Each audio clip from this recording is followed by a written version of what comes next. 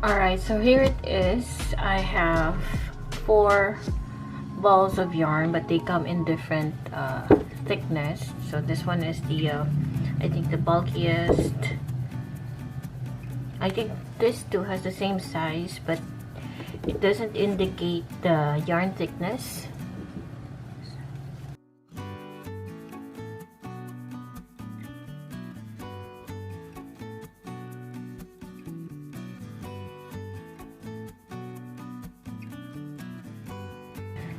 These are the free yarns that come with the Sentro Knitting Machine.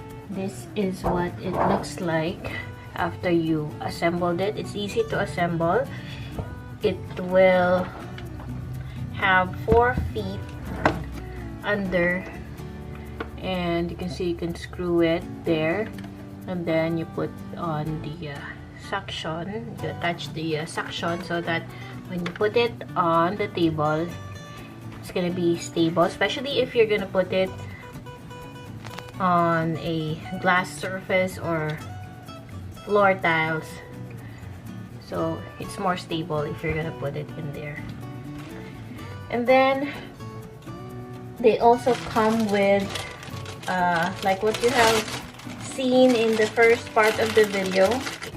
We also have hooks, so a plastic hook, and 3 sizes of needles. We have one, the longest, and the smallest, and the screwdriver, and this one. So last night, upon receiving it yesterday, I tried to test it to see if it's really working, because as you can see, when I opened the package, it's not really secured in a bubble wrap. That made me worry a little bit, because you don't know what happens when it is in transit, and we don't know if this was handled carefully or not. And so I tried and tested it, and it's great that I was able to make one beanie. So this is the beanie that I made using this Sentro Knitting Machine. This one is a fingering weight kind of yarn. It's Japan surplus yarn. The label is in Japanese, so I couldn't really understand, but it's a fingering weight kind of yarn. I used the tubular knitting for this one, and I did about 130 rows for this. This is for an adult beanie. And I am really amazed, because for the first time I have knitted a beanie using the knitting machine, and it only consumed 50 grams. So this one is a 50-gram ball of yarn. This Japan surplus yarn I bought, they come in small balls, only 25 grams each. I have consumed 2 balls, so meaning 50 grams. And I plan to make more using this particular yarn, because I have a lot of these. I'm so happy that I was able to make one, and it's easy to follow the instructions in the manual. So I only followed on how to set up this particular knitting machine, and you will see the steps in there. Just like sewing machines, there's a tension guide there. So when you insert the yarn into the first hole, that means it's going to be tight, and if it's in the middle, it's going to be moderate. If it's in the last hole, it's loose, and for the tightest, you should position your yarn or thread the yarn like that.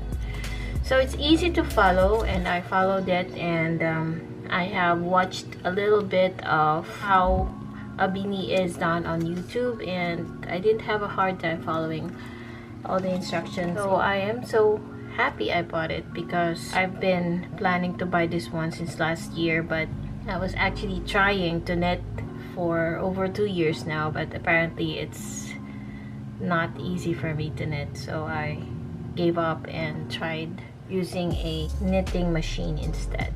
Anyway guys, I bought this for 2,246 online on Shopee. So far, this machine that I got is in perfect condition.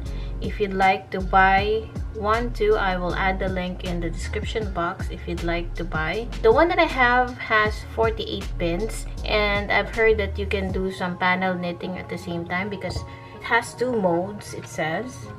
So if you're gonna take a look at here, this is the tubular knitting, and if you set it to P, it becomes panel knitting. So meaning you can work in rows, or you can knit in rows using this machine. You can adjust the size if you're making a beanie for toddlers or for babies.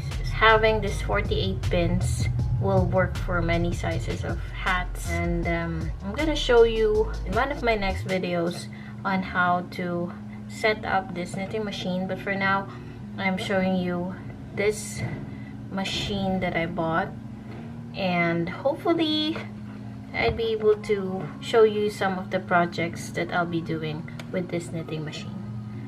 Thank you so much, and have a good day. Bye!